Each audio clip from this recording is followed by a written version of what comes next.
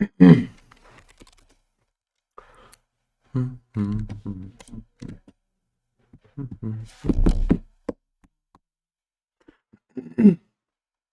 morning, guys.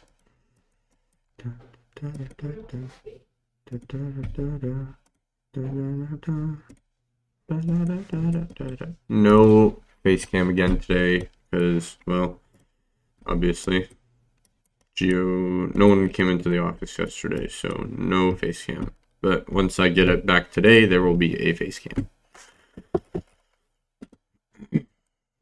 Oh, looks like we sold off overnight, eh?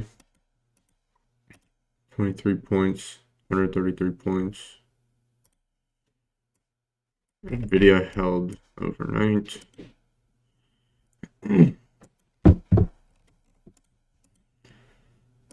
Wow, Apple, man. Just getting crushed.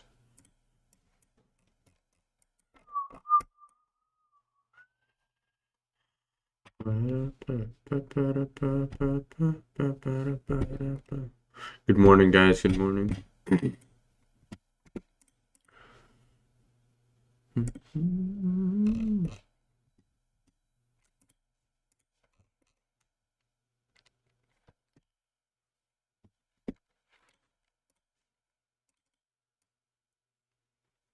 Tesla still shitting the bed.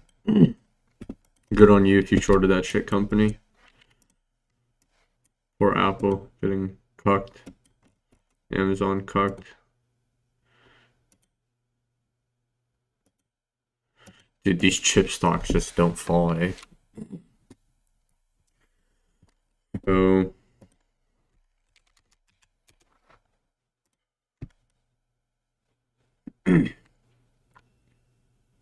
we have PMI at 7.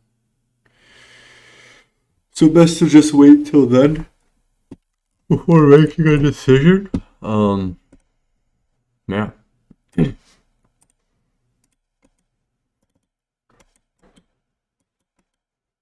Opened at 5108.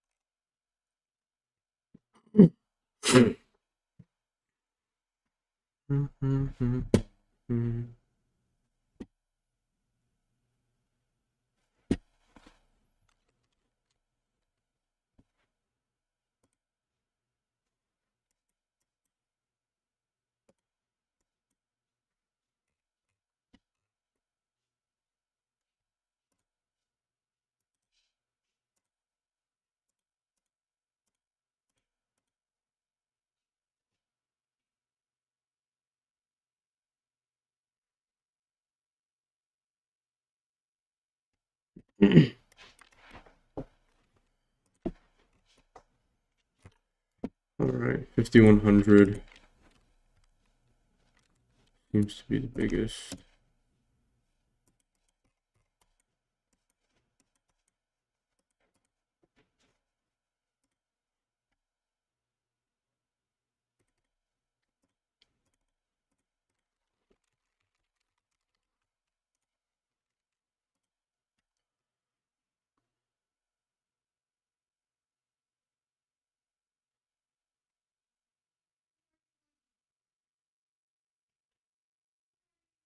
Huh. 5100 split jacks. Trying to think. Is this the one that's gonna stay?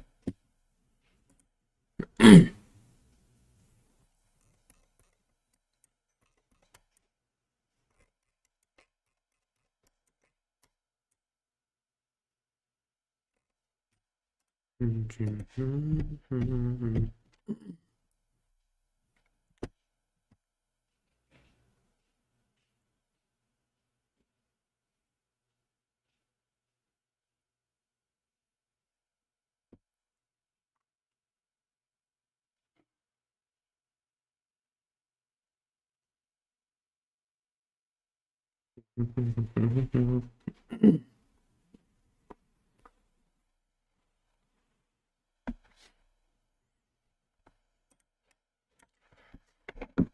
do think we draw towards 5100 just because that's split gex. Yeah, it's a negative day, so it's gonna be annoying. Flip is at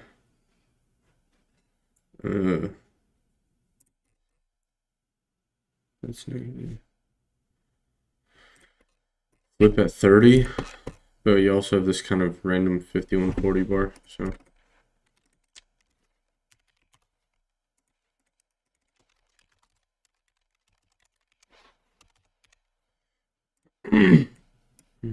Wow, that's the gap fill.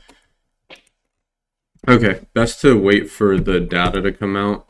I believe we have data at 7, right? ISM.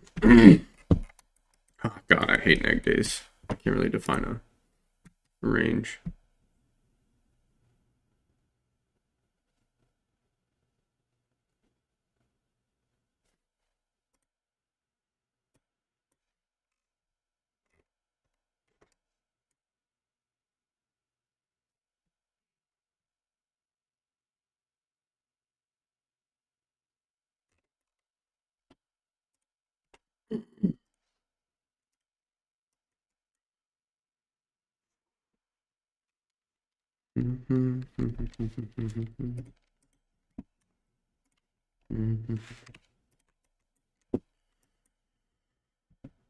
Yeah, we're drawing towards 5100. 5100 may act like support. I remember if I go back and look at 5100, okay, if it loads, there wasn't really. Okay, 5100 should act like. I feel like we just chop around 5100. I think it'll act like support though, just because it's a big split wall.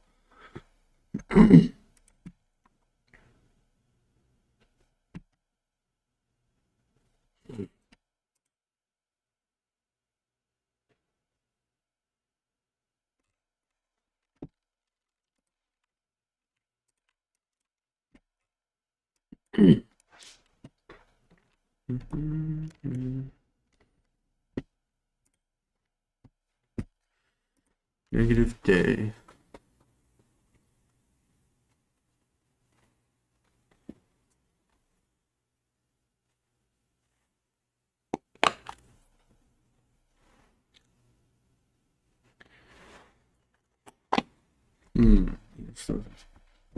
Yes, it's not.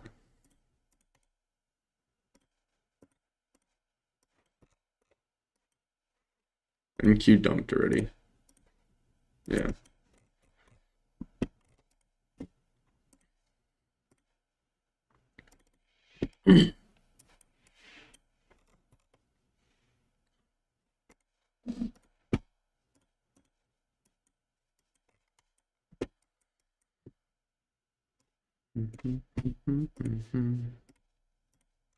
Any questions today, guys? No trades for me until 7. Kind of just gonna wait patiently for that to come.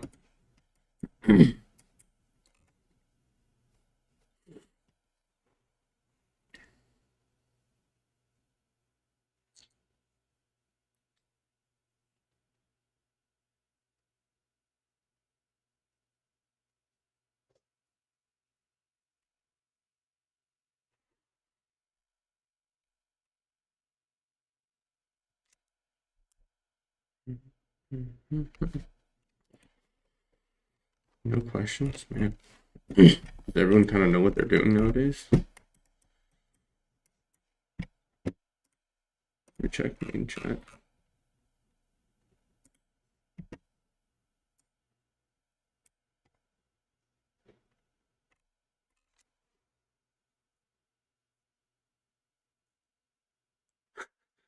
Good morning, everybody.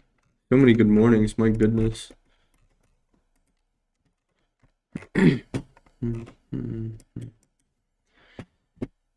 It's like everything looks like it's just like a slow staircase down, but if you look at it, the pickups other than 5100 are like near negligible. That's why I don't really give a shit about it. Like, I think today's going to be another slow ass day. I think Wednesday through Friday will be a better PA day.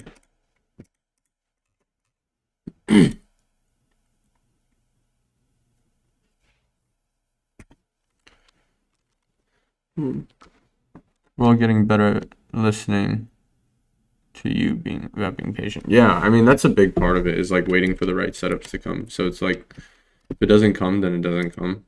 But as of right now, it's kind of just, it's been a waiting game all the time. If you notice, like the past, fucking last week and so far this week, all the moves kind of happened overnight. Like overnight drop. If you look at NQ, I think it had an overnight drop too. NQ moved a lot better than ES. See, big overnight drop. And then same thing with yesterday. Overnight drop for over friggin' 70 points. Even here, like we ran up and then overnight drop. And then, well, Friday was a different day. But if you look at the previous day,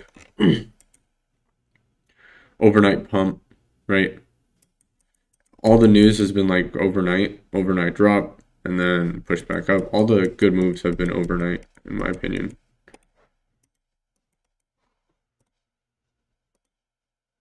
So it's been kind of shitty trading the morning sessions.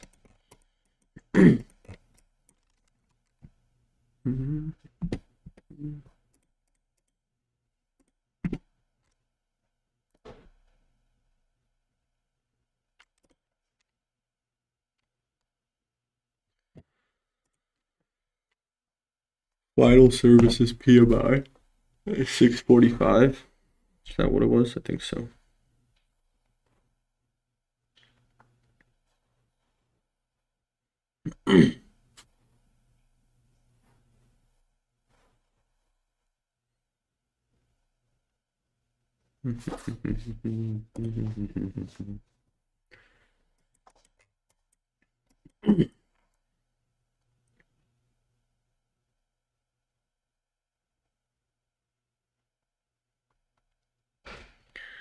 I think you should always, there's certain things that I wait for. Oh, I agree. It's been a lot of waiting for a while. Yeah, like it's been such, like, don't get me wrong, like there are some catchable trades. But it's, the thing about the data is kind of like always waiting for some form of a confirmation, in that sense of like once the data settles, which it seems like it did a lot earlier than it usually does. 5100, and looking at this, it's like a shitty day in my opinion. Big negative. I mean, so you should get relatively clean moves within the market, directional moves per se, right? But lately SPX has not been moving all that much. Like this is a 9-point drop. This is that's the wrong tool. I'm looking at that. This is a 5-point pump. Like most of the moves just been happening overnight, which is really annoying. It makes it hard to trade intraday. So what is the net gamma on Apex AI on split? It's on net for raw.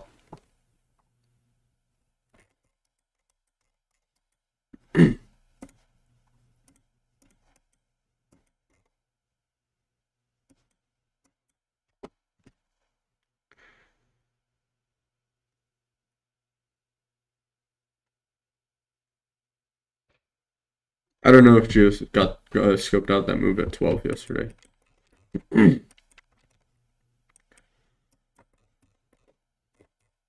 But we kind of talked about it. Like, it was positive exposure at 5100, right?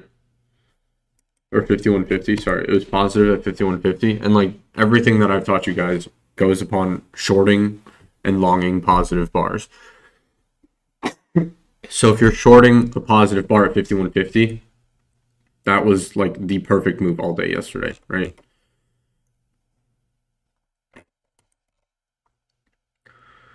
So 9:30. Well, I'll kind of go over it that tonight. Actually, no, there's a class tonight for you guys, so I'll make a short video clip on it and then post it. Kind of going over the GEX at 5150. And then kind of understanding even more so, like, okay, other levels that we were at. Bet you this was a wall. 5140 was a wall on Friday. Disappeared on Friday. 5150 disappeared on Friday towards the end of day.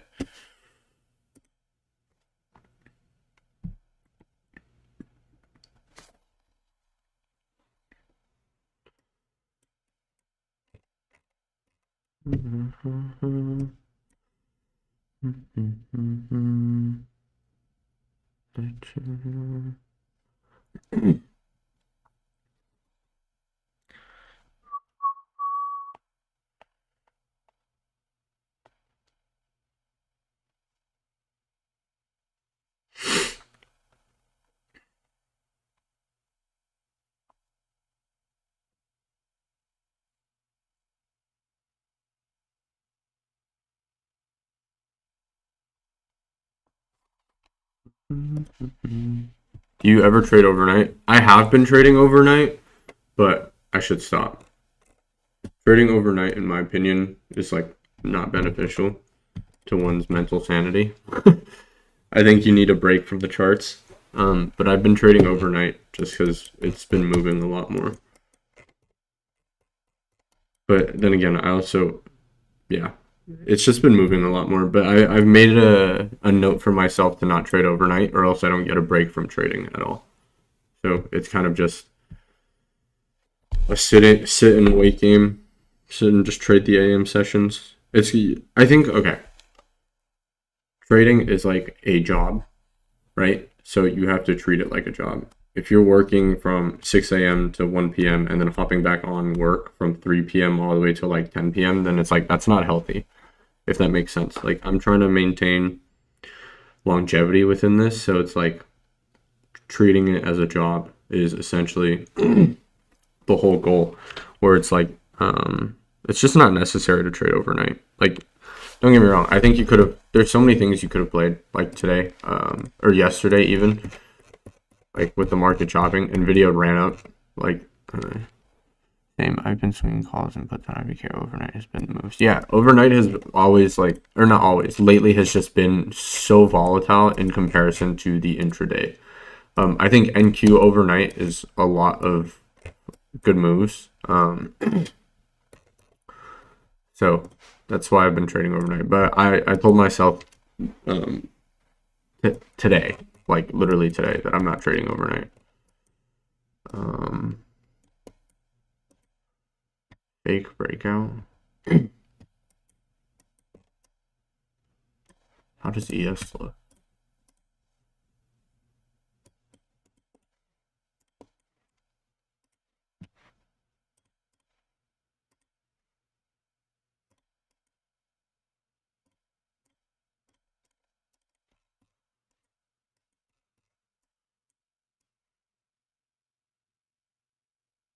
I don't doubt that we get a bounce around here, maybe. 5100 ES seems like a pretty solid place to bounce.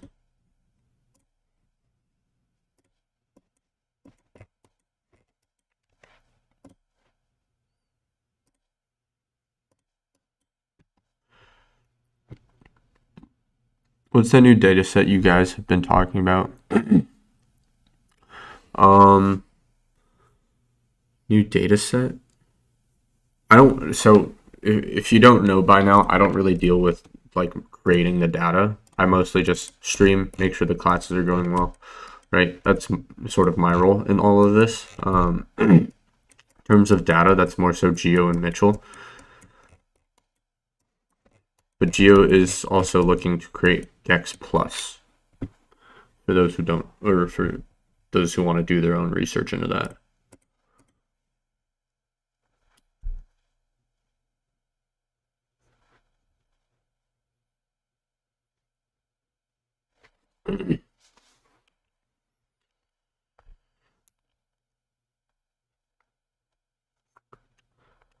Guys, hit me with questions. I don't want to. Once we're waiting for what, 7 o'clock.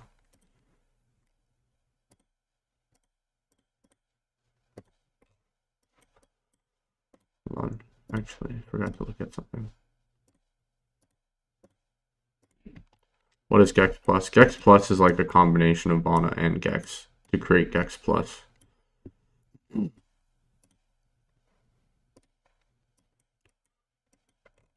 Could bounce at this 50%.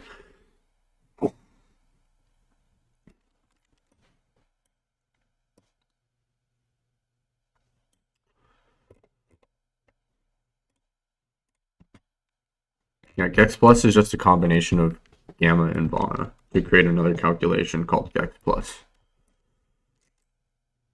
Are you gonna do both sides trader funded like last news? Most likely. I have 2 prop accounts open right now, so I'm gonna short one, long one.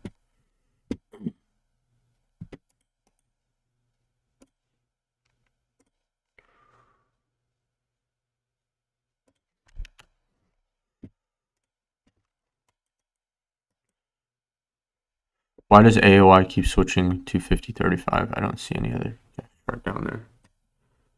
50-35. Am I the only one not seeing? Is anyone else seeing that?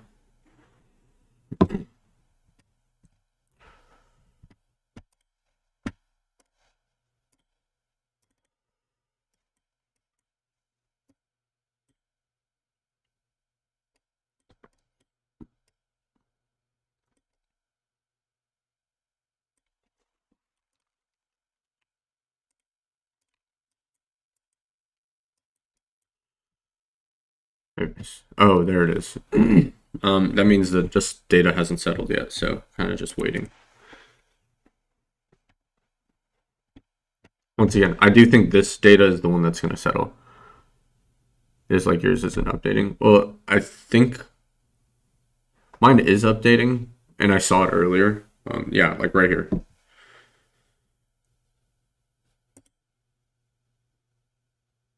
I don't think that's what yeah, it shows 50-35 sent it on Discord. Okay, I see that. I see that. That's because the data keeps refreshing. So once it picks a side, I guess, or dealers kind of like. Remember, we always wait for that dust to settle. If the dust can settle, then we kind of just wait and watch. I'm hoping the dust settles by 7, though. 7 my time. I wouldn't bet on that 50-35 AOI bet data set to stay.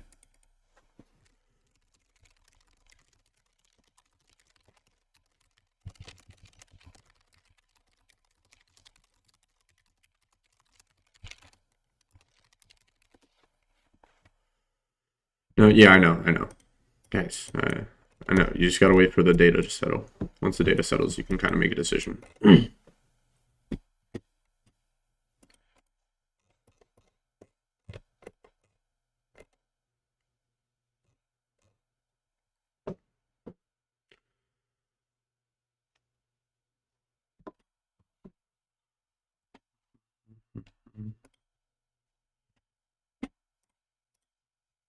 How's NQ looking? Down 210 points. This thing's still dropping, eh?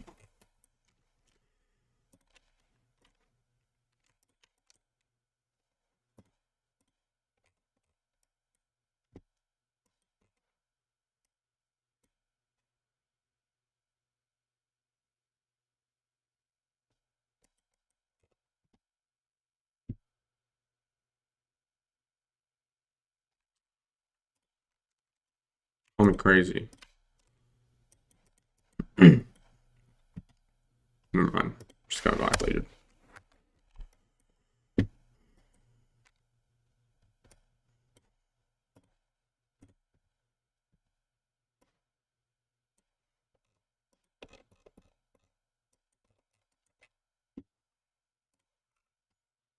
Can you get into the footprint chart? Geo touched on it, mentioned when it goes positive, negative. Can you get into the footprint chart? Geo touched on it, mentioned when it goes positive and negative against the move. Yeah, that's the delta, right? We're dropping down right now. but actually there's positive delta here and it's negative. So once again, it's mixed, right? Usually what you want to see is a downtrend, and then on top of that downtrend, just a bunch of positive delta being built up.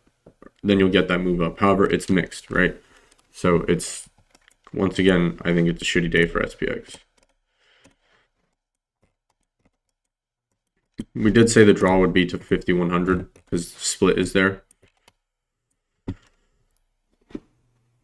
So with that being said, is like, that's me saying that is like, okay, we're slightly bearish, right? But 5,100, once again, just not a great move. I do think we get lower than 5,100 because look at all this negative delta. I mean, negative gamma. I don't doubt that we come down and then get some form of a V-shaped recovery. That's my guess for the day.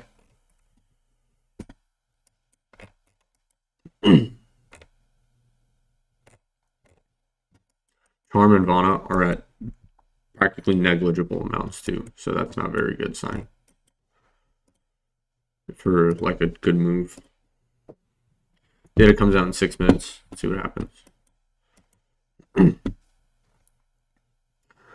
So then it's acting more like a positive X day where the move is being dampened. No, definitely it's not so much dampened. I don't think it's always going to be, since we are in a negative, where I do think we get a move down and then a V-shaped recovery back in some way, shape, or form. If we get below 5,100, see that, okay, here's my thought process. We have split GEX here. So even if we get all the way down to like 5080 per se, and this split GEX stays at 5,100, I do think we get a move back up to 5,100. That's my 2 cents for the day. Keep in mind, I use GEX differently than Geo. I use it to see how dealers are positioned, and like I try to use it to basically future tell the move. Right? So if I'm expecting all this negative GEX to get pushed down through, right? But keep in mind, negative GEX acts like an accelerant for both directions, right? So once we get here and we stall out, we come back up to 5,100. Why? Because 5,100 has this split GEX.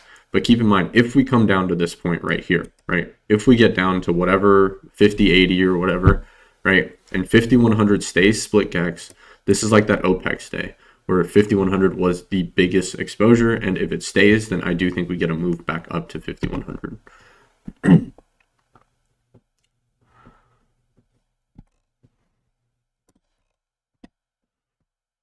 Footprint. My question was referring to the footprint chart. I kind of went over that already, did I not? It was just like it's showing at this moment it's mixed. It's not so much a dampened thing, it's just more so it's mixed, right? I don't know. I don't want to say that like having a mixed footprint chart leads to dampening. It's kind of just BTC about to break all time. Bro, Bitcoin has been gnarly, dude. Absolutely fucking gnarly lately.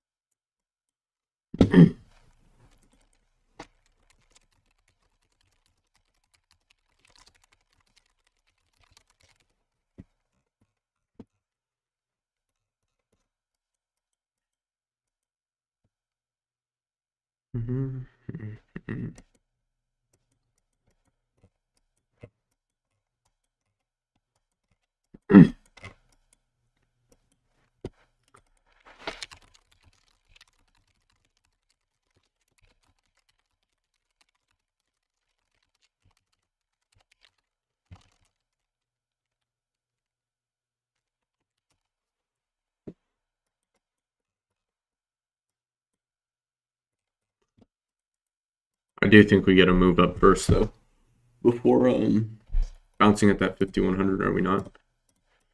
Yeah, we are.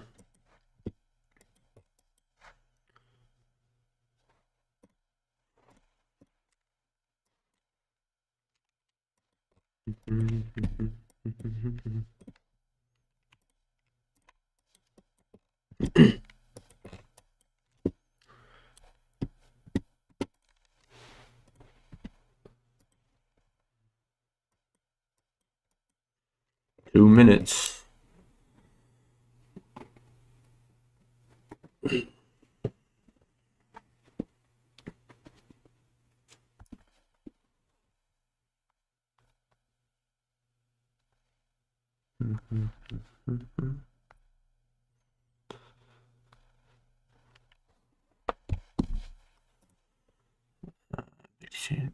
Data not working for individual tickers.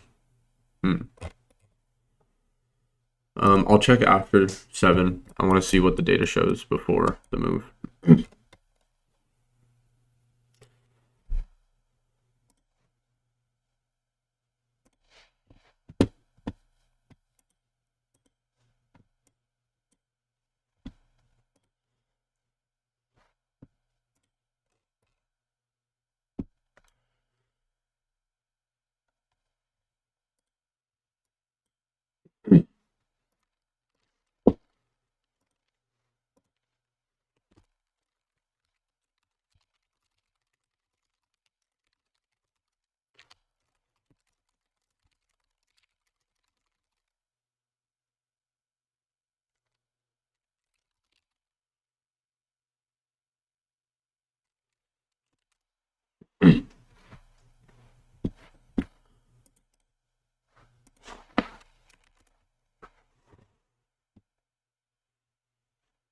Yeah, boom.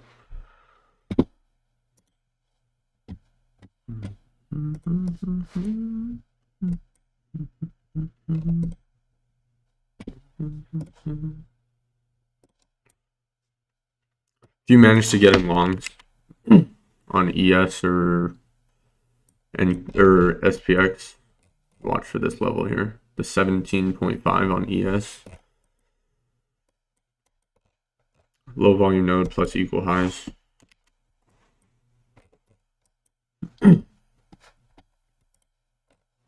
Here's that data pop.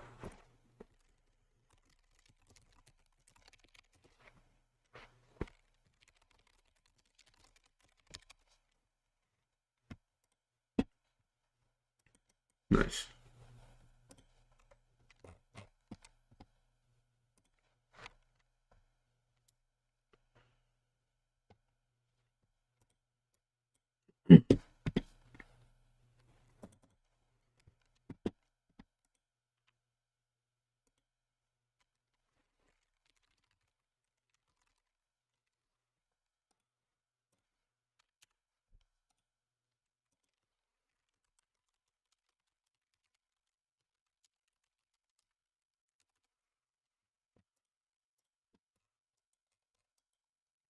Should have gotten a trim here on ES.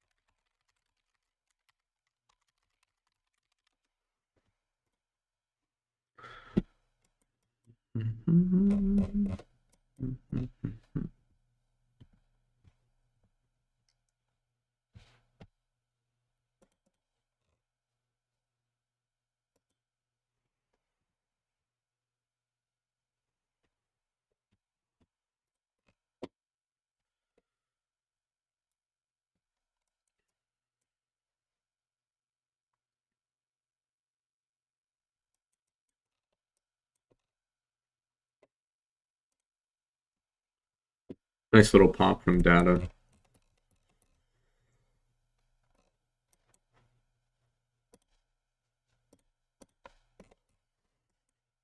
Hopefully you guys caught a potential long from that.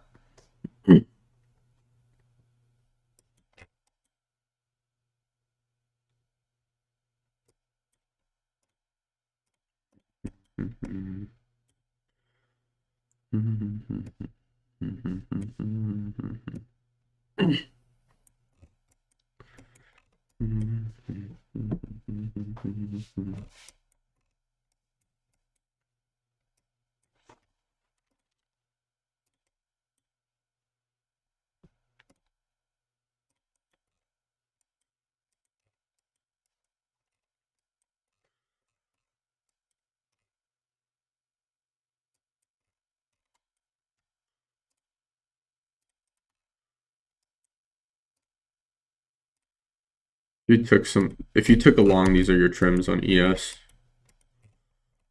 Your next trim is coming up at 51.23. Making struggles are how much you up and down. I didn't take that one. I ended up not taking it just because I'd rather wait. I took long on one account though. I didn't take the downside. I saw something that I liked for the upside. But I'm not going to tell you guys to go long or short on a fucking day-to-day. That's up to your own risk.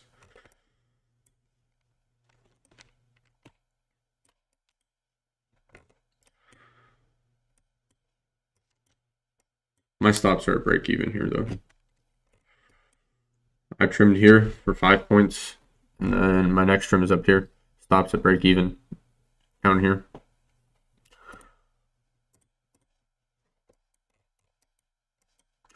$5,100 gex. How much? Okay, so there's. Do I talk about it?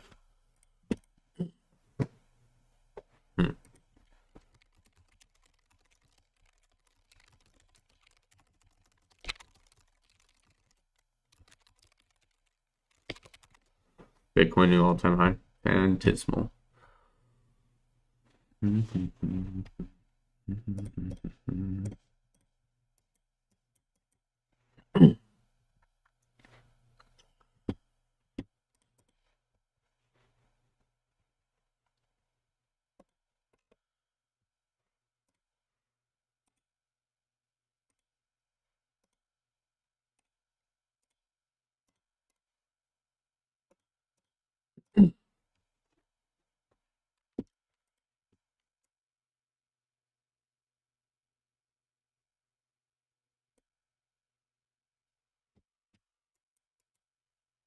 How's that Q looking? Second.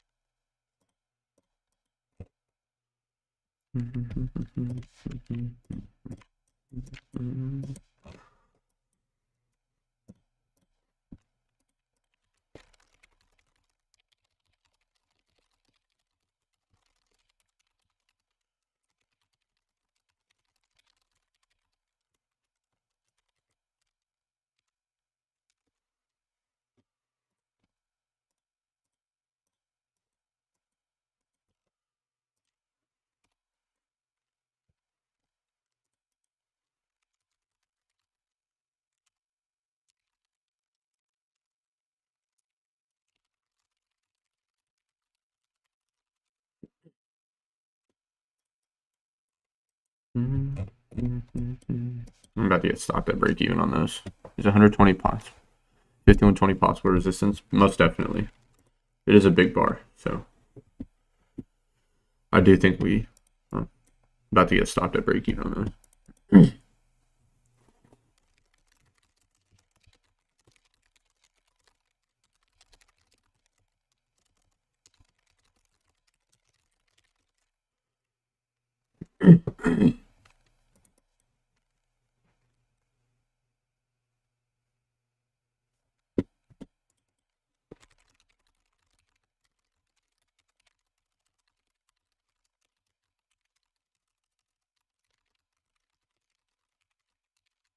40%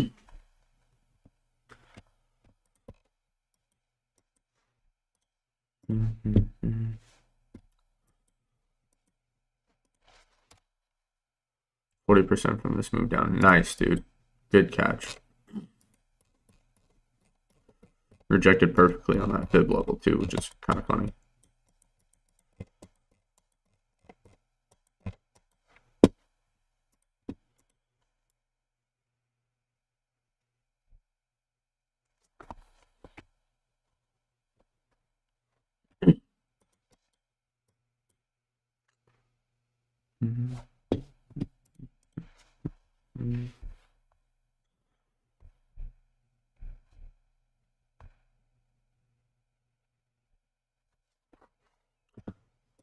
Now we're stopped at break even now. Whack.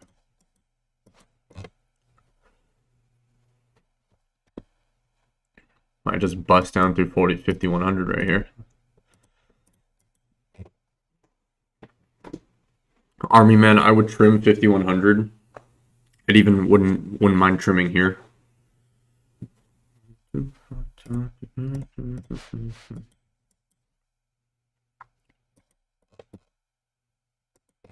Nice, dude. I would set a trim here, and then hold the runner for break even. I do think we get this drawdown, another 10 points down to this fib. But yeah, trimmed half, perfect. Hold the rest and put a stop at break even.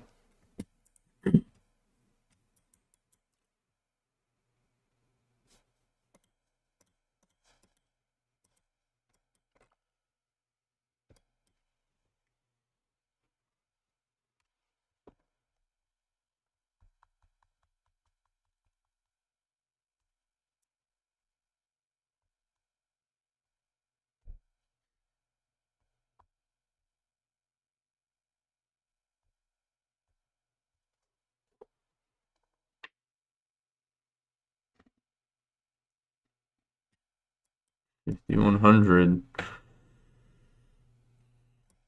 So when I talk, okay, so there are instances where you hear me say, actually, you've heard me say, negative act like accelerants, right? That is pretty much true for the most part.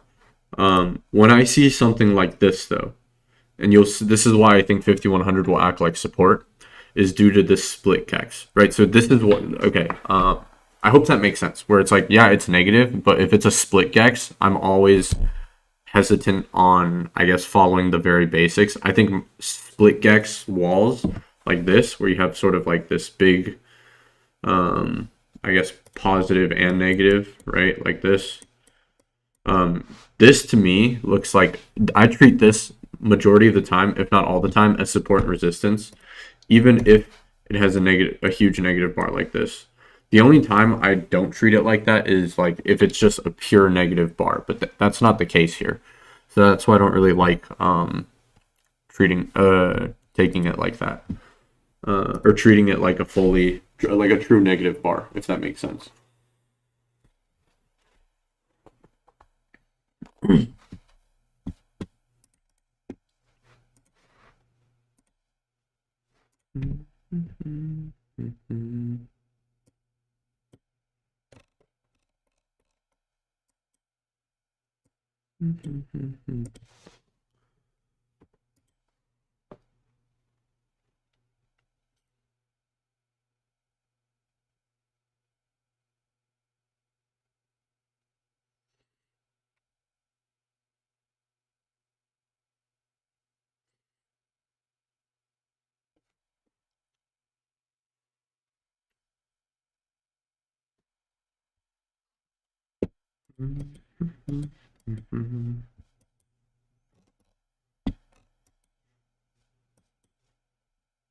Nice trade, Army man.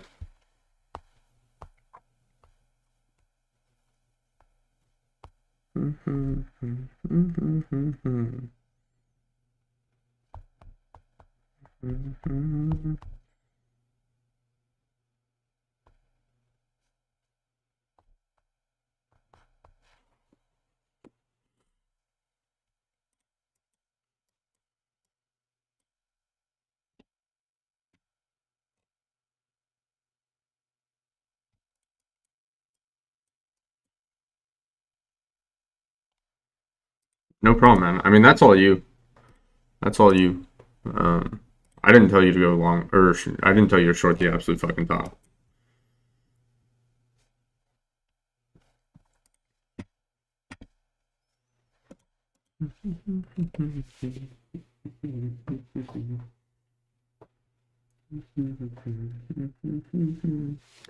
The bottom of the spike down was a key dark pool level from 5.0. Wow.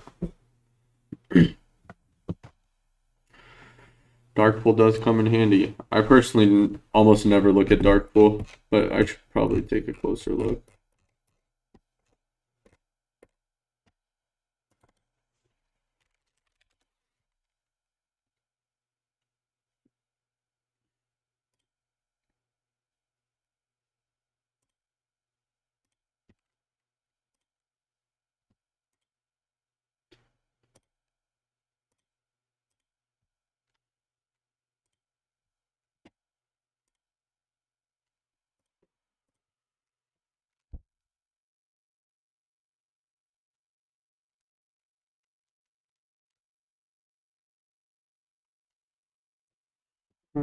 I appreciate the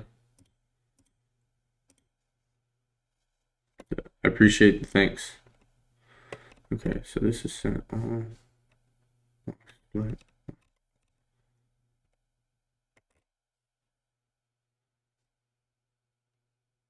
Apple 170 puts for this week. Wow. Someone's fucking hitting it hard at the bid.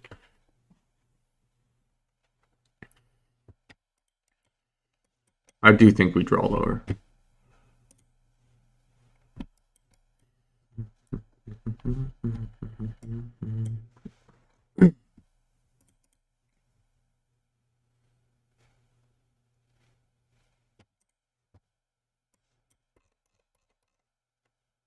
That's like breaking 18,000.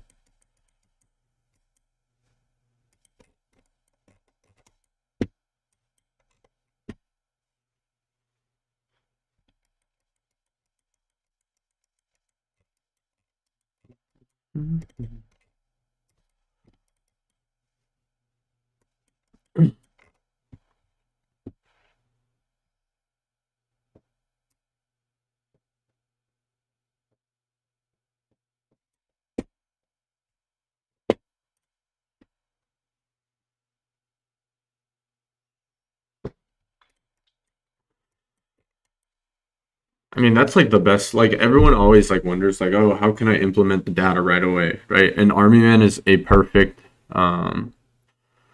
example of how to utilize it on a day to day. And just the things that I've taught you guys so far is like how to implement it right away. It's like basic support and resistance and a telling range for the day, right? That's pretty much the easiest way to utilize the data.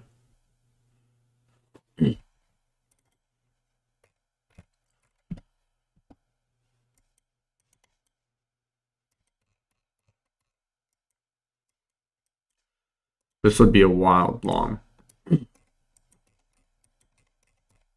you look at this, excuse me, this would be a pretty solid long if we pop back up.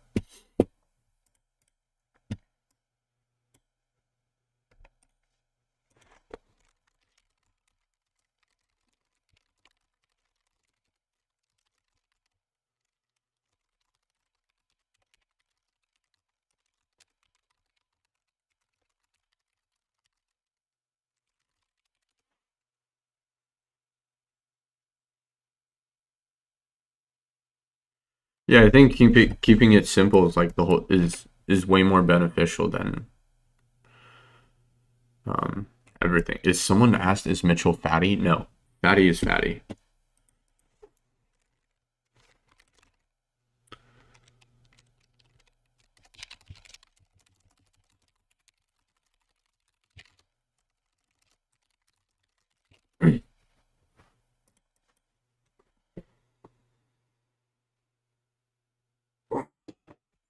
Time frame.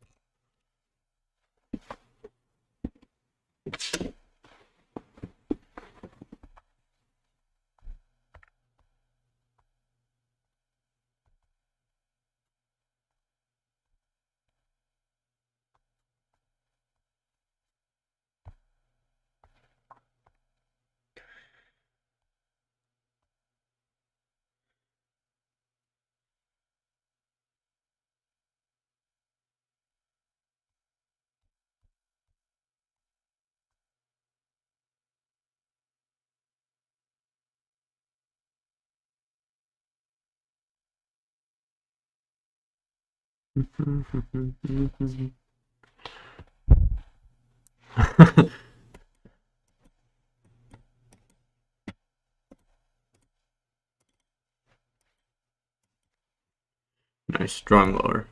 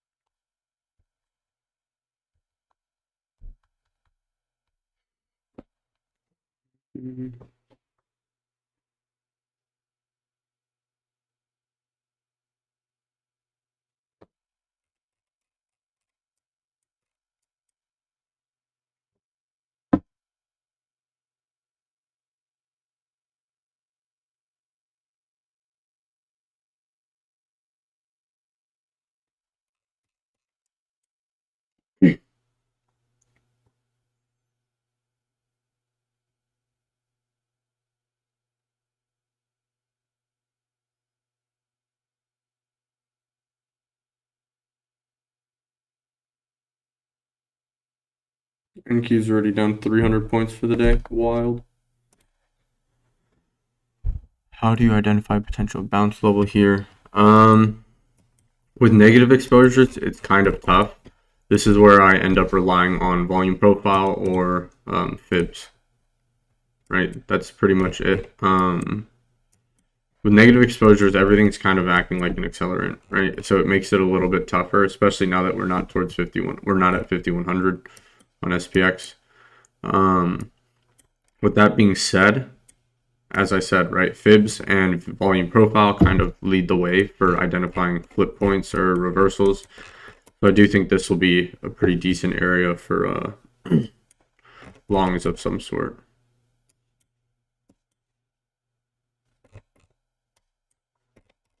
And we're practically at the point. So SPX probably tapped it. Yeah, SPX tapped it. See? So that's pretty much like the one thing we were watching was the fib retrace and a starter for longs now. Nice.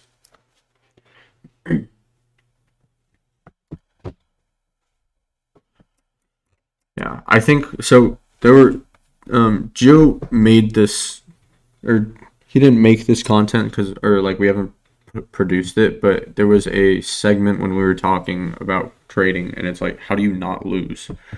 And there is one specific thing that he said. It's having different strategies for different types of days and understanding that when to deploy those strategies, right?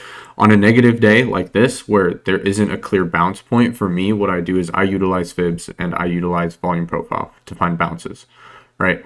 And that's really the main focus, in my opinion. I wonder what ES looks like on a bigger time frame.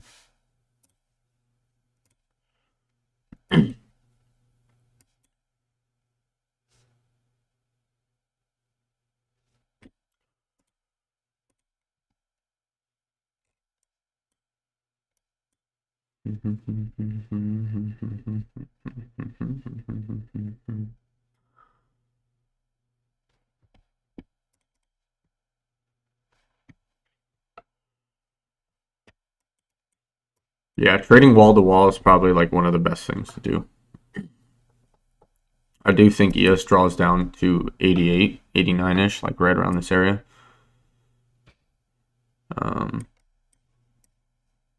That's my... But I'm not in anything anymore. I got stopped out of that long, and that's pretty much it. I mean, we hit a decent play, nothing crazy. Literally like 6 points, I guess. Did you enjoy Metaverse Traderlink video? Yeah, that was pretty fucking sick, dude.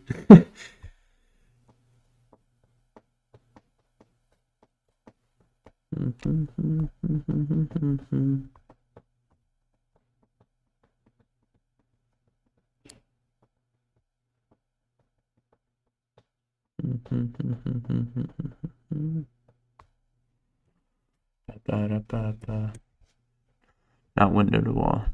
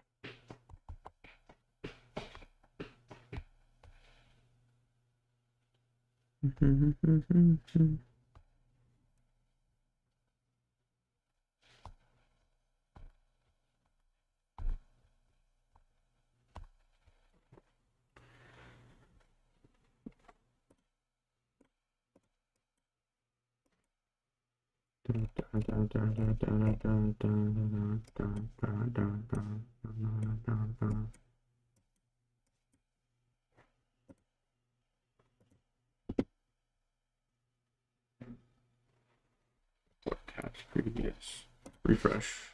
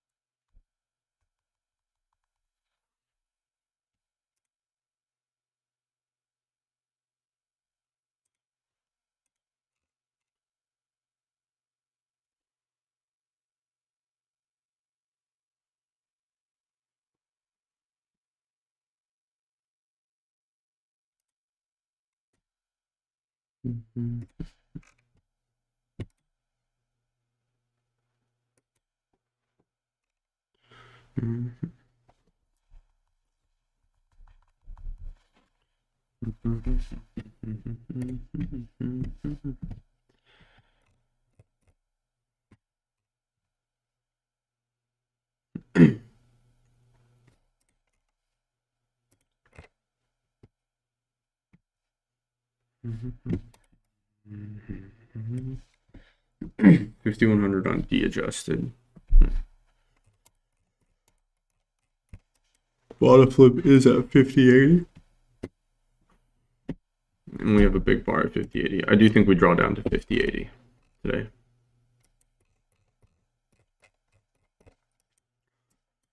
That is my... Yeah, I think 50.80 is doable today. Another 10 points or so. And then we get a pop back up.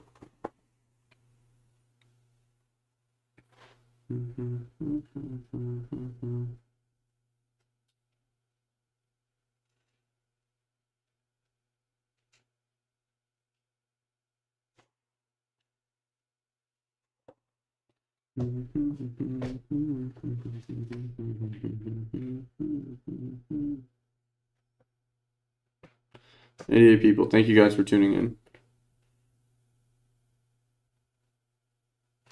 MacX building, yeah. There's just, it's tough to get entries on like these types of days. Hold on. Let me see if I missed one.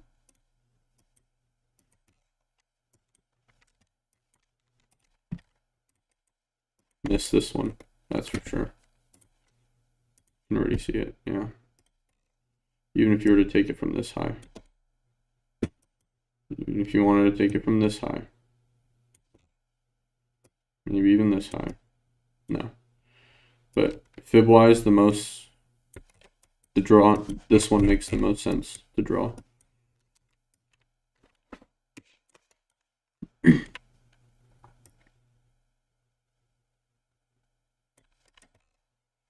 Yeah, that one was a miss.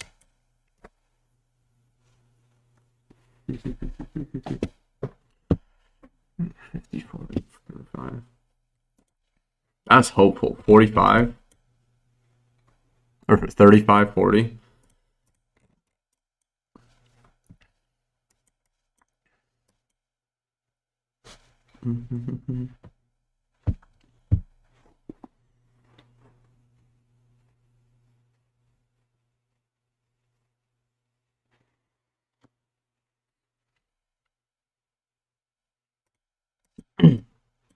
You guys get what's today's date?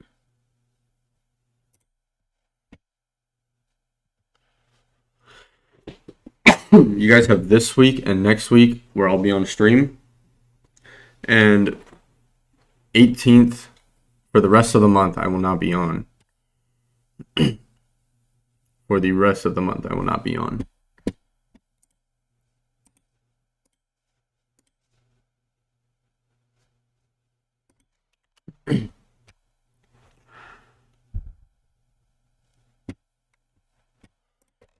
Yeah, DDOI can help you determine like lows and whatnot. Yeah, if you look at this, there's that big drop off, right? And then it kind of just drops off right there, right? So that's a good tell.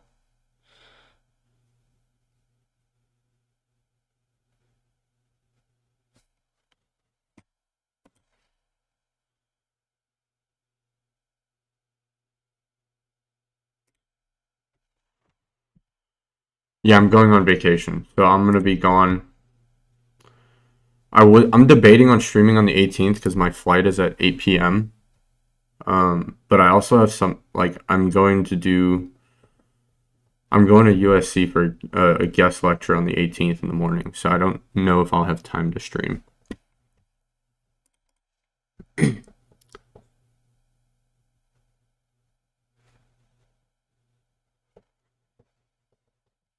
Yeah, negative gamma days are usually down. I do think you get potential recoveries on negative gamma days, but I came back on vacation on December 31st. Now I'm going. So usually how my vacation schedules work, I take pretty much 2 main vacations every year. It's to Italy in March and then Taiwan in December. That's pretty much like, yeah, Gio will most likely stream on those days. That's if he wants to. You guys can try to convince him to stream.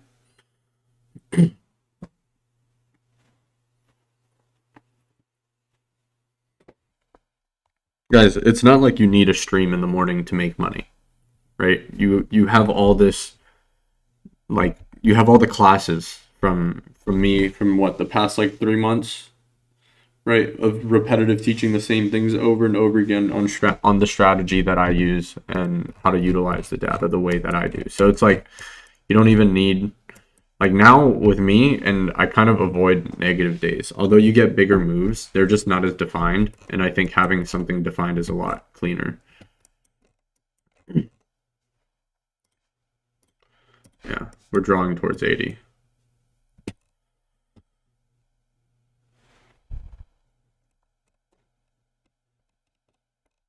Nice. Taiwan, nice. I love Taiwan. It's like one of my, it is my favorite country to go visit. And then next up is Italy. So those two are like my favorite countries. But it's like you have all the information. Like I mean, I don't think streams are necessary. At a certain point, I don't want to stream. I hope by then you guys all kind of, how do I, why Italy, Taiwan strictly, by the way. Taiwan because I'm Taiwanese. Italy because it's like the food there is awesome and we have like good relationships out there. So that's pretty much like where I do all my shopping for the year.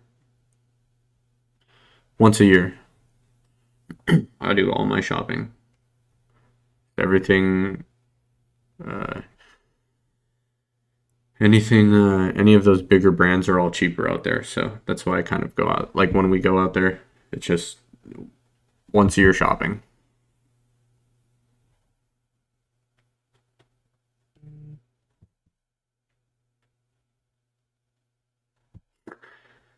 Look, Nico, it's not.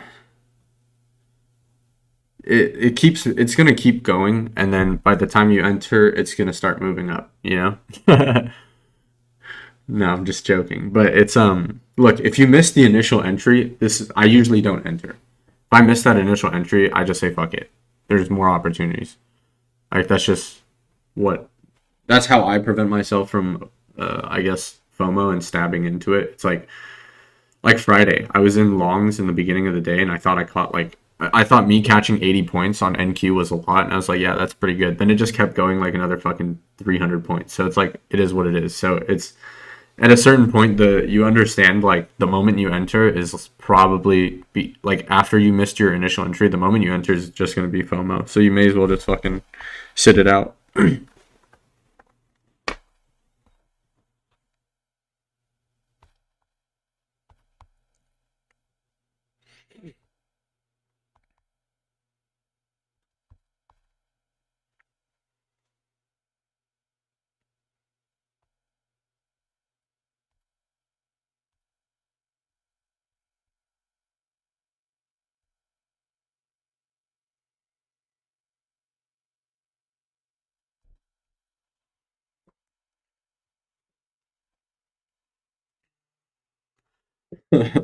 Yeah, when we go like my family, we go to Italy. That's like our once a year for pretty much the entire family to do their shopping.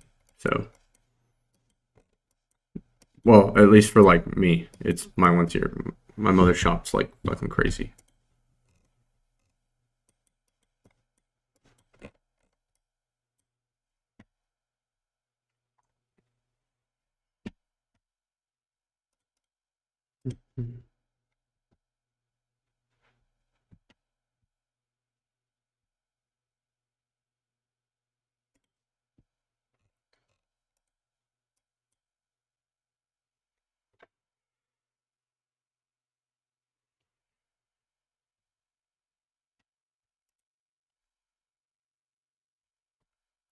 93 people, man. The days I used to dream about having that many people in a stream. Wild. Fucking wild. I wonder how Nvidia looks. Hold on. Bro, this stock is truly unstoppable. I don't think market dumps until Nvidia hits 1,000. Call me fucking crazy, but I don't think market's gonna shit the bed until Nvidia hits 1,000.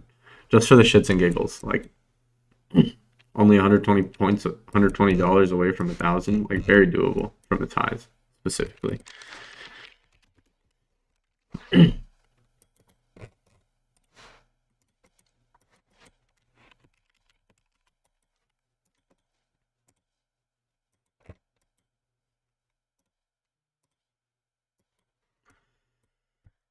This is not financial advice, but I wouldn't mind taking a stab at longs here.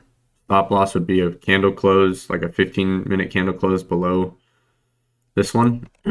Size for 0. This is not financial advice. This is just me shooting the shit, you know? This is not an area I would mind going long. Me personally, though, I'm not taking longs, but this is an area that I wouldn't mind going long in. But just keep that in mind. I myself am not taking longs. So take what I'm saying with a grain of salt because I don't have money on the line.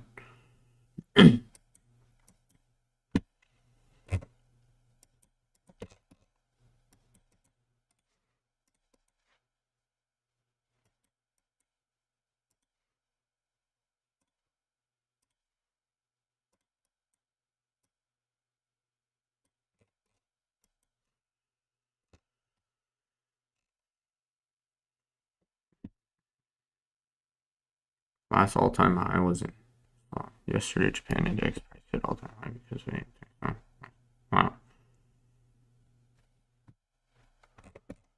Tech is just like ever. The thing is with tech stocks is like you have to think about it from like even a logical standpoint. It's like, dude, we're constantly evolving faster than we ever have in any fucking generation, right? So putting that to perspective and thinking like, you know what? It's it makes sense. if to buy and invest in tech stocks, right? So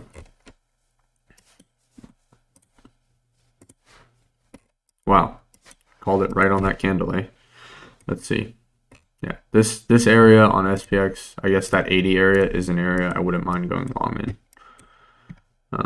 80 would be more ideal, but plus minus 5 points. So 85, I wouldn't mind taking an early entry here and then averaging down at 80 or full sizing in at 80 and then letting it go. But once again, guys, I want to clarify, I do not have money on the line because I missed the short entry, so I don't want to take a trade.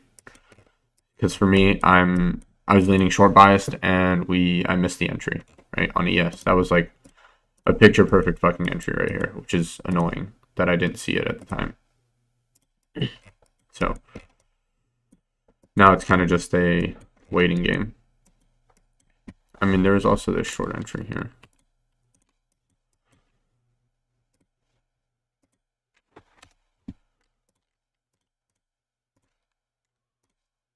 Right here, stop 6 points and target the lows here.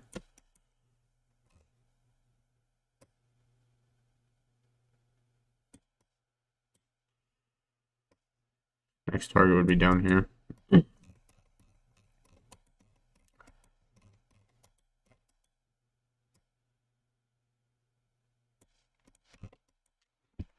That's probably the short I would have taken if I was paying closer attention. And because I missed this one, I didn't want to enter here.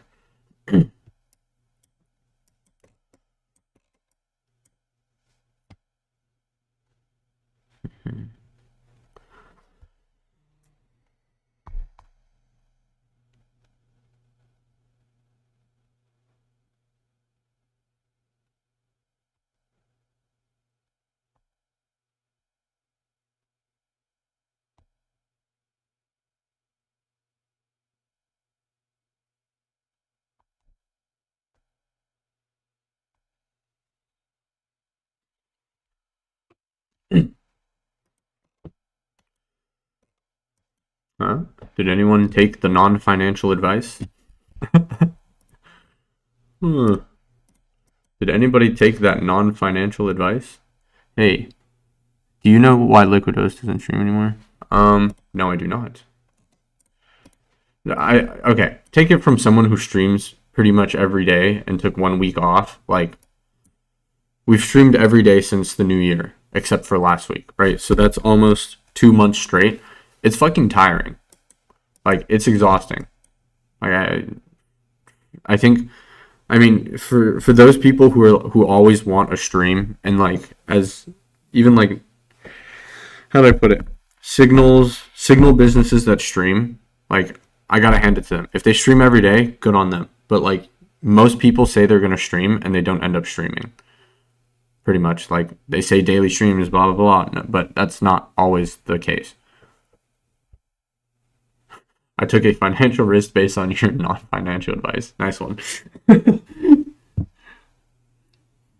But take it from someone who streams. It's like and has streamed every single day except last week because it just gets very fucking tiring. Like, I don't like streaming. Number one, I don't get to trade. It's how do I put it? I don't get to trade like if I was streaming because I have to pay attention to the chat, answer questions and whatnot. So I don't like streaming and trading at the same time. So for me, it makes sense. Like, if Liquidos wants to focus on trading, then for him not to stream, it would make sense because maybe he's looking at questions in the chat or, and on top of that, trading. It's hard to do those two tasks at the same time. And as easy as it may seem for some people, or for what you guys think, like, streaming is not easy. And I used to think like, oh, like these streamers, not just trading streamers, but streamers in general, like, oh, their life must be easy, blah, blah, blah, streaming. No, dude, this shit's tough. Like, having to show up every fucking day is a tough thing to do. And then when you stream every day, and you build up that expectation that you're going to stream and you don't stream, you just lose, like, at this point, you lose subscribers, right? So it's like, it's difficult for me to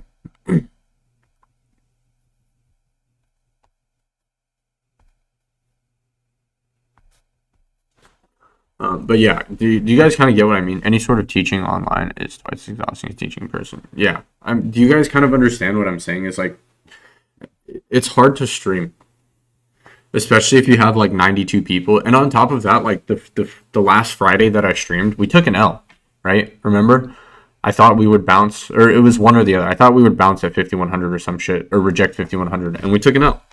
So we haven't taken an L pretty much all of the beginning of the year, or all of the year up until that day. So when you stream and you take an L at the same time, like, it makes you not like it. So that's why I had to take a break. Like, we missed one. Yeah, don't get me wrong. It's like one L, but I want to make sure that we're in the same position as, we're always winning. That's the goal, right? To win collectively as a team. And, although you guys are subscribers, don't get me wrong, it's we want you to win, right? Or else it's no fun.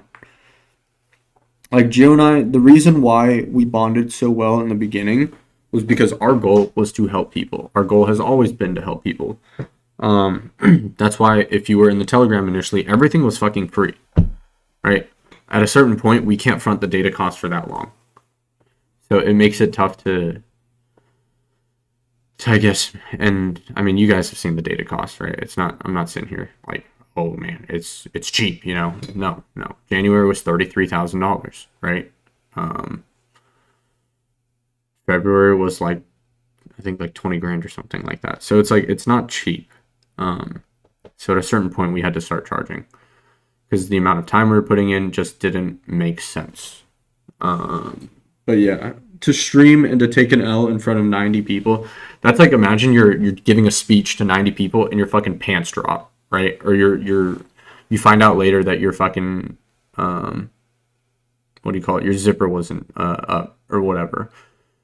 You just take an L in front of like that many people. It's annoying. So I'm not gonna sit here and be like, oh yeah, like we could do it every fucking day and not take an L. Like, yeah, we've taken one L in terms of the analysis, right? So those are the days that I fucking hate because it's like I spend so much time priding myself on the analysis that that I put into this. So it's like if that analysis is wrong, it's frustrating.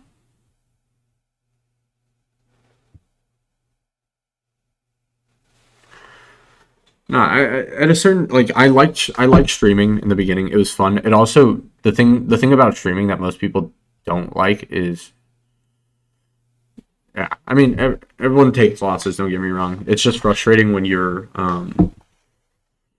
put it like this. It's not good for marketing. It's not good for sales. As a company, if I give analysis and it's wrong, then it's like, then I've just, at that point, it puts us at a potential to lose sales. Like, you think about it, every signal service, if one person's wrong, people leave.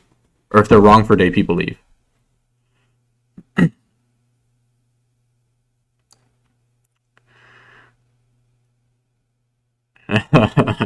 Yeah, well, I'll increase LVMH sales for a quarter, just with the time I spend there. I'll be there from March 18th to 31st, so it's gonna be a good 2 weeks. Actually, it's a 2 weeks calendar. Yeah, 18th through the 31st. I thought about streaming there, but it's a family vacation and like doing like a daily stream, like an IRL stream. But at the same time, it's like not many people would give a shit about that because number one, it's during trading hours. Number two, it's like wrong hours for you guys, etc., etc. But it's like also privacy of my family. Like, look, you guys know that I trade, and that's practically about it. Right? But the privacy of my family is another thing.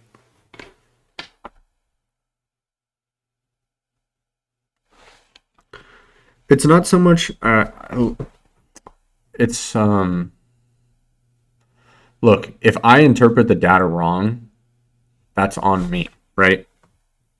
But at the same time, as a quote unquote co-founder of the company that provides data, I should never be interpreting it wrong. That's why it's like, if you caught that, what's your not financial advice to trim it going up? Non-financial advice to trim going up. Let's see. me pull up SPX. I would probably trim like right here. 50.92. And then you have another trim at 50.95. And then you have another trim at 50.97. And then 5100, obviously. So like those would be your trim areas, those three going up.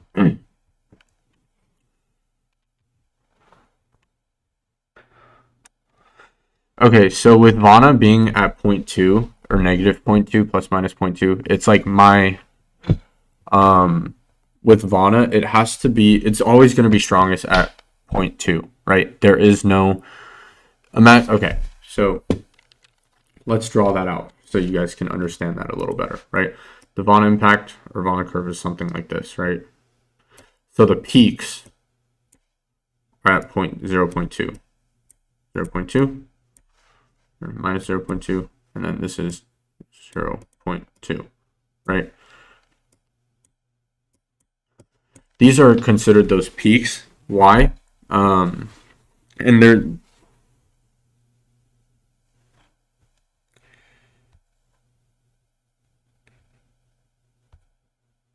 holy balls. Okay, one second. Okay. The reason why we base it on that is like, okay, think about it like this. It's positive and the peak is at 0.2. So even if it's like plus minus either way, right? It's going to be sort of not as impactful as it is if it's at 0.2. So you have to think about it like that, where it's like, yeah, it can still be impactful if it's like right here or right here, but at 0.2 is going to be the most impactful. I would always do like plus minus, like maybe 0.2 or oh shit, not 0.2, plus minus 0.02 slash 3, maybe 0.03. That's pretty much like the only leeway I would really give it, if that makes sense. It's not so binary, you can interpret things, Michael do it. Let's regard this. Yeah, guys, it's not a problem. I mean, look, you probably got bagged on that drop, but we're back to break even, right? And it is what it is, right? Understanding like you don't have to trim at these points. It's also being like what you're comfortable with taking off, right? I'm known to be a paper hander, so I will always fucking trim early. I practically never let a thing hit price or profit target most of the time, right? If it gets and plus I've also been trading futures lately. I think it's a lot easier. There's less noise. It's very black and white in terms of the how do I put it?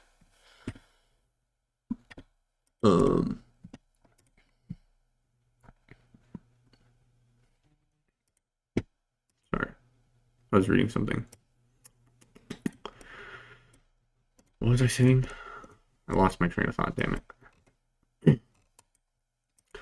Oh, I was talking about futures. I've been trading futures because it's very black and white, right? I think options lately have been, there's been so much chop during the intraday hours. And also, one thing that I like about futures is like, dude, you can get funded and not have to worry about anything else. Like, you risk 150 to potentially get funded.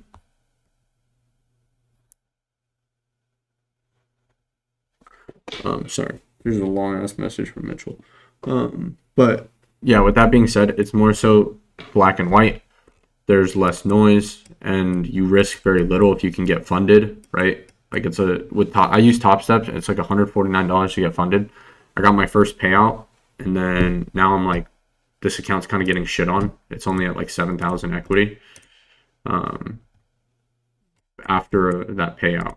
So but basically the stop loss for this account is at 0 now. So I'm like still up a total of 12,000 after, and then minus 5,000 for a payout now at 7,000. So it's like you can get funded and then risk nothing. And at the same time, I'm using Top Step. And look, I'm not going to sell you guys. I'm not going to be like, hey, use my fucking link, because I don't really give a shit. I'm just, I don't have a link, number one, and I'm not going to promote something that, is, if you like options better, you like options better. But with that being said, it's like you have a good chance of risking. Think about it like this, right? It costs you $149, right, to get a Top Step account, 150K Top Step account, right? And then another $149 after you pass that test, And so you total up for $298, right?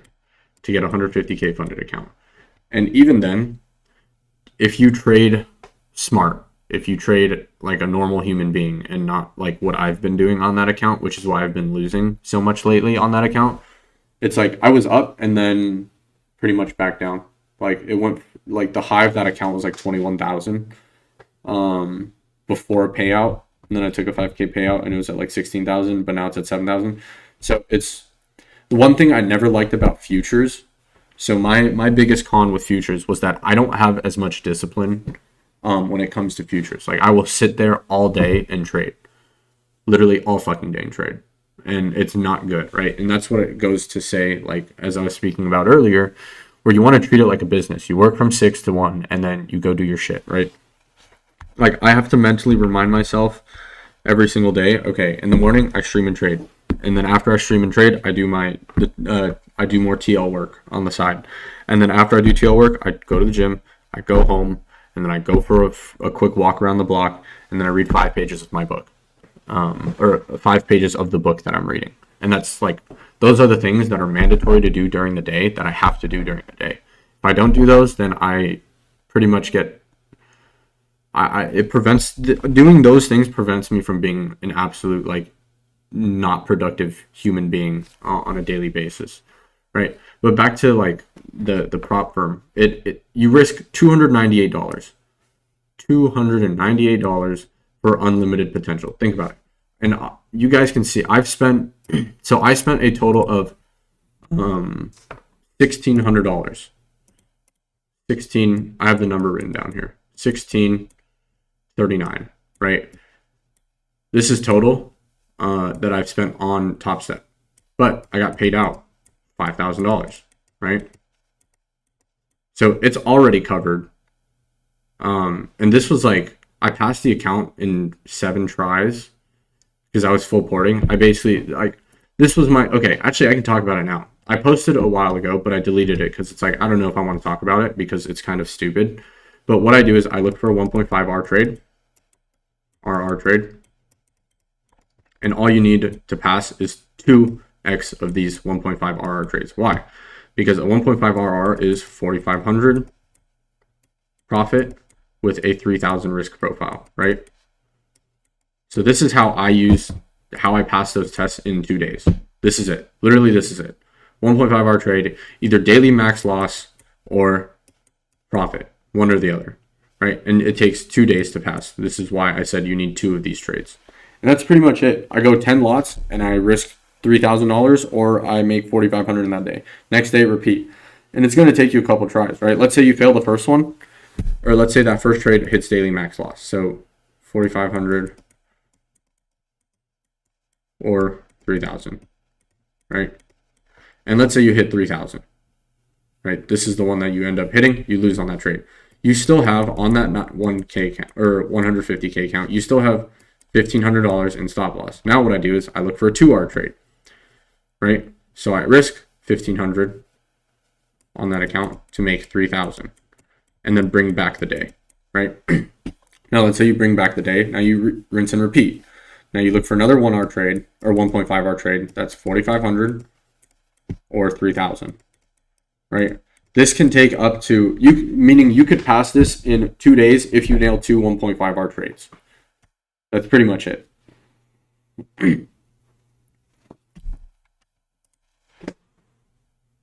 As a non-US customer, I cannot use TOS. Is there any web-based service that you know to look at live SPX option chain without opening a broker?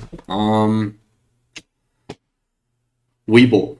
I think Webull has SPX options chain, right? Someone correct me if I'm wrong for that. But yeah, that's pretty much what I do for like prop firms. It's like, okay, I've gotten a payout of 5,000. I've paid off all the tries that I've done, right? And now that account is pretty much still open, right? Like you guys can see this one right here. This one has 7,000 equity, daily max loss, right? From overnight trading. And these ones are all losses, right? These accounts are losses, except this one. This is the one, wait, no, that's a loss too. Would I use the same strategy past the eval? No, that's not what I would do. I would not use the same strategy for passing an eval ever. eval or after passing the eval. Sorry, to clarify, I would not use that same strategy. IBKR probably has SPX options chain as well, but yeah, it's more expensive. Yeah, understanding like, okay, if I risk $1,500, right? It's the regular ETFs are cheaper than anyone else. Yeah, Top Step is the most expensive that I've seen. I think there's also My Funded Futures or My Funded Trader, whatever the fuck that one is. It's like a blue website. That one's way more expensive than anything I've seen. That's like double Top Step. However, you can pass in one day and you can also take full payouts. But when it comes Sheen, how do you use it? I just use Gex levels. I use Gex levels. I use VP. I use Fibs. Where do you get your data? What do you mean? Where, like for Traderlink? Sorry, confused. Can you specify a little bit more?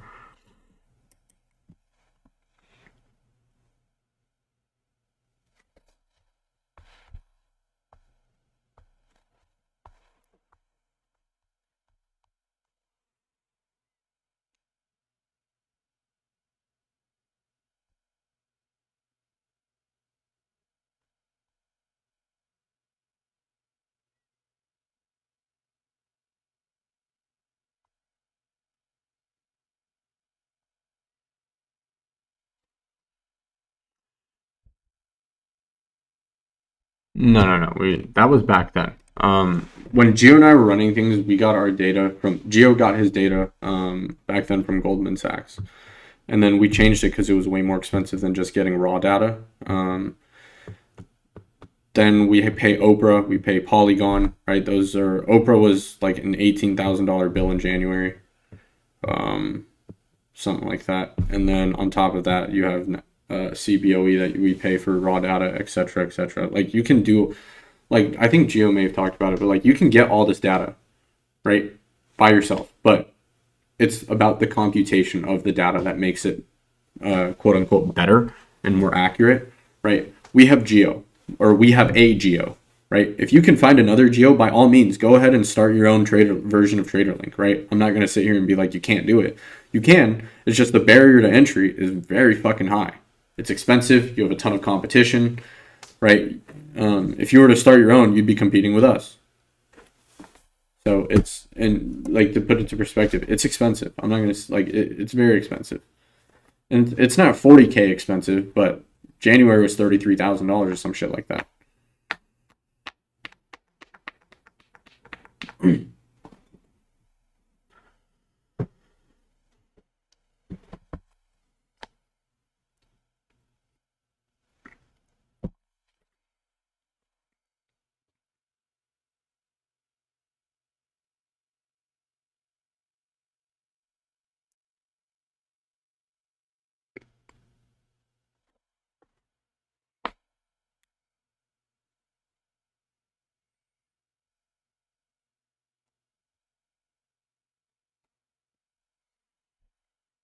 Sorry, I'm reading something really quick.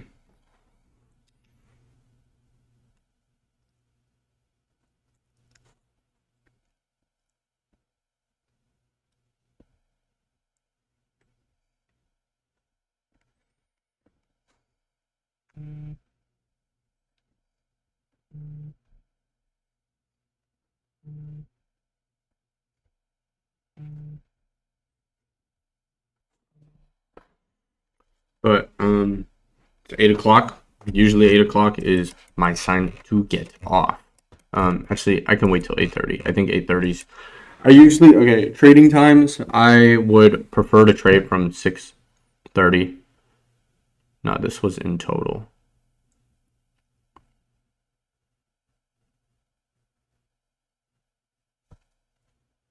Sorry, I'm slightly confused.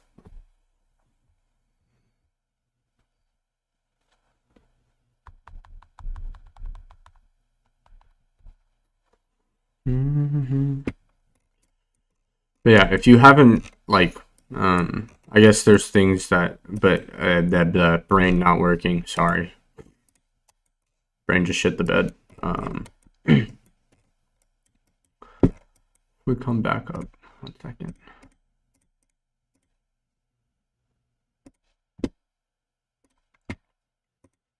trend base.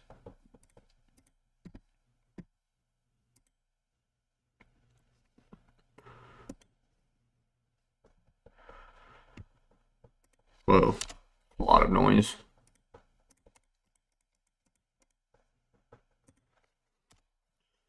Anyways, any more questions, guys? Let me know.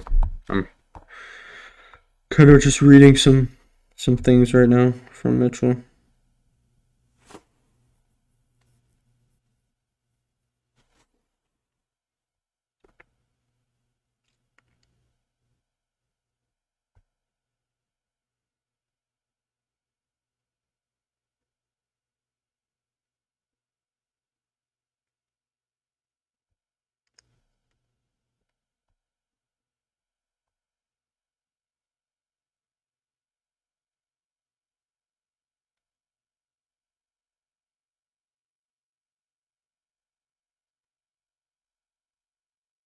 One second, guys. Still reading something. Very long, like fucking 2,000 word message from Mitchell.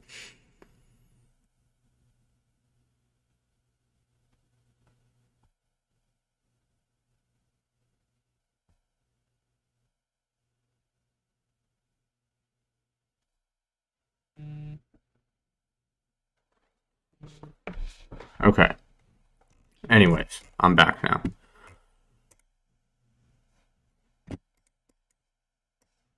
Base out.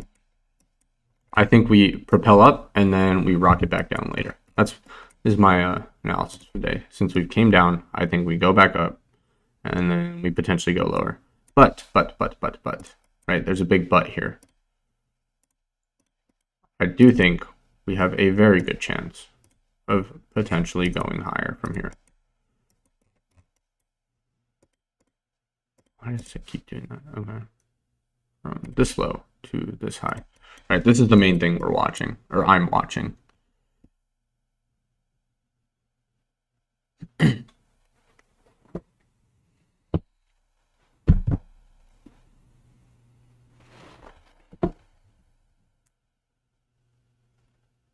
Balls.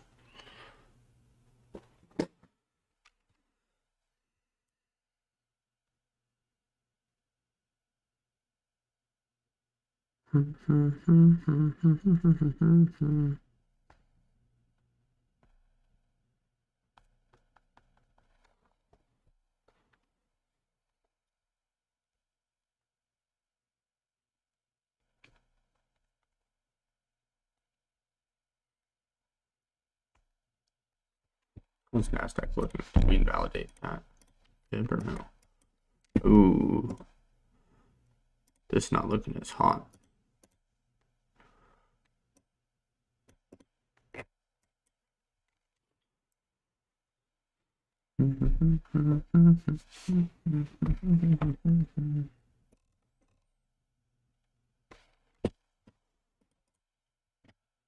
Can you verbally give the levels on your chart you're marking? It's impossible to read on the screen. Yes. Sorry.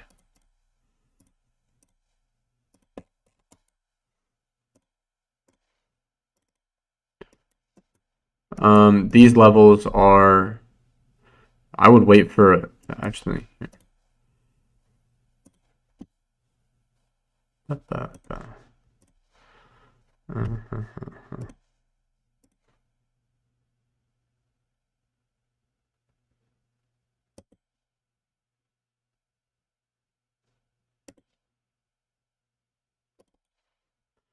Or we get like.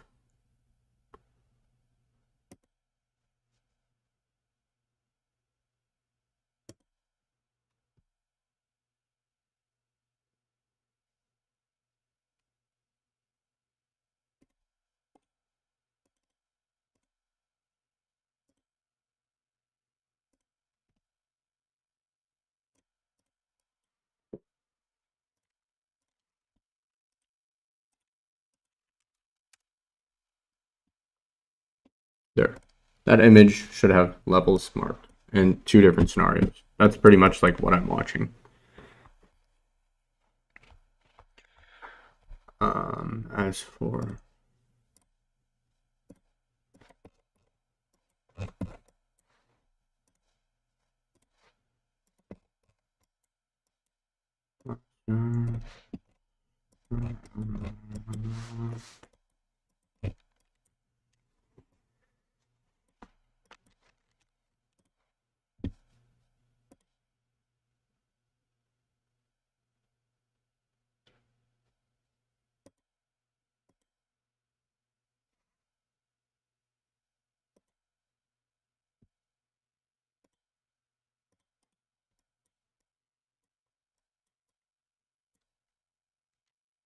Mm.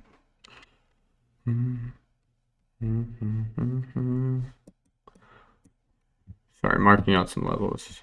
How do I think this is going to play out?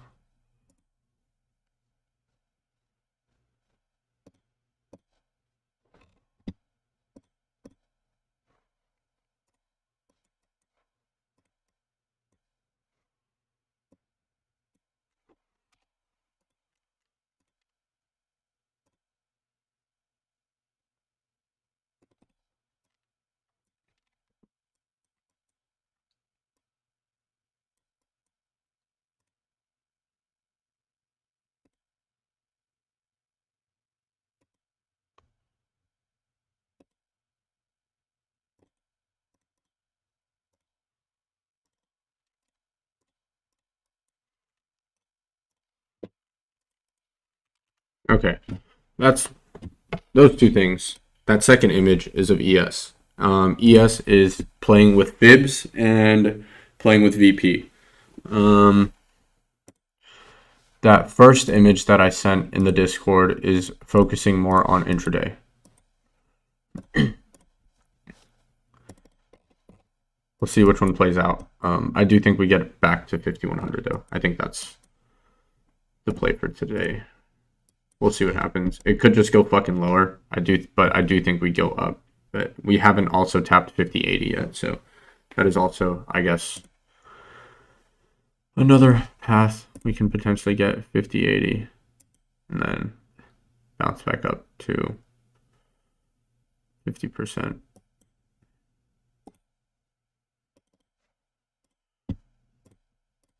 Like that, maybe. So this could go multiple ways. So it's very unsure. As you can tell, if I'm imagining many different scenarios like this, then obviously I'm pretty unsure, right? So we'll see which one plays out. But as for today, I'm not taking trade. One of the accounts are all pretty much done for today. 2 losses on the accounts from, well, they were done pretty much at the, not at the open, but from last night. So that's pretty much it. So no need for me to take a trade, especially like I missed that one. So just sit out and wait for tomorrow, I guess. Like, okay, oh my fuck, I ran into my computer with my chair. So one thing to consider is like, okay, if you miss the trade for today, there's always going to be tomorrow, right? It's like, who really cares? I guess, in my opinion, maybe we're day traders, right? We're not here to catch the entire fucking move. We're not going to, I'm not going to say we're rarely ever going to catch the entire move. So it's understanding going into the day with the data and understanding, okay, what can we catch for today, right? It's not like, okay, what can I catch potentially for tomorrow? And understanding that you're not going to catch everything is a big part of trading. It's like you catch what you can, right? That's the biggest thing to understand. Yeah, that one was the one for today. That one I wish I took, but you know, shoulda, coulda, woulda, right? Drawings. Shoulda, coulda, woulda. This was the one to catch for today. That one was fucking perfect. Literally perfect. This one was the main trade for today, in my opinion.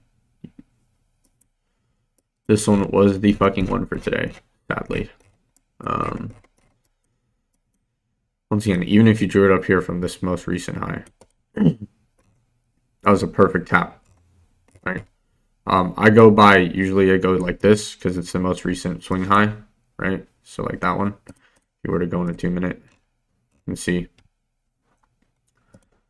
we're constantly downtrending, making lower lows. And then when we finally go up here, right?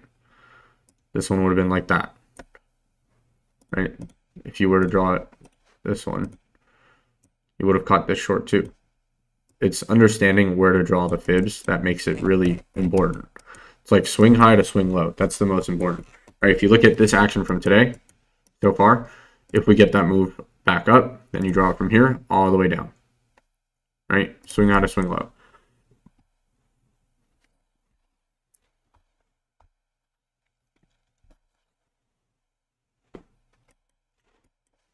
But that short from earlier was the fucking one to take today. personal opinion. If this had, okay, let's another thing to take note of. If this point right here had gone up, right? If that point instead made a new high, but it didn't, right? We made equal high. So that to me is not a new higher high. No, that's an equal high, right? So then we kept going lower from there, right? So this is still within the same swing high to swing low.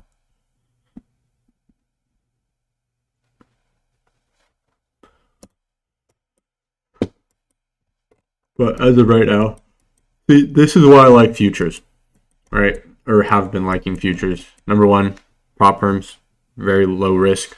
Number two is like you would have not been chopped up anywhere around here. You wouldn't be losing any value between ups, like chop like this, right?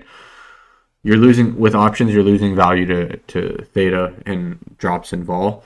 But when it comes to options, there is no fucking better feeling than hitting a crazy percent return. Right? It be like when I hit a good trade on futures, I don't feel as happy when even if it's like 100% on options, I feel better. Like that feeling inside me is much. It's more fun. I like that feeling of hitting 100% in options rather than hitting a futures trade. That's just me. Although there are more benefits to futures, if you can catch the right options trade, you're going to make a lot more than futures. Also, defined risk with options, that's one thing I like better. I mean, just going down the list of like things that I like better is like that defined risk on options. I fucking love it. Where it's like, okay, if I want to put in 10 grand, and I can put in 10 grand. But with a futures trade, it's like, I don't know. There's you're losing to just being fucking wrong. Versus like to make yourself feel better with the options, you can attest it to drops in theta or drops in vol, where it's like, oh man, I was right, but blah blah blah. So there's different things for different people. So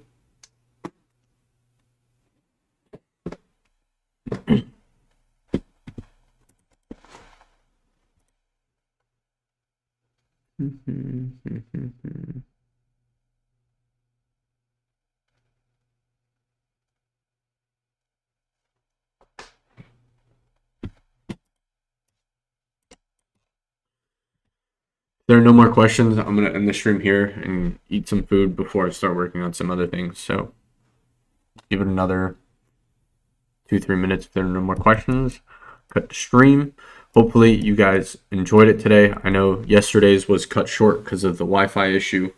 But with that being said, I hope you guys learned something. As always, that's the most important. It's like, even if we don't make money, it's that you learn something in order to potentially make your next trade better.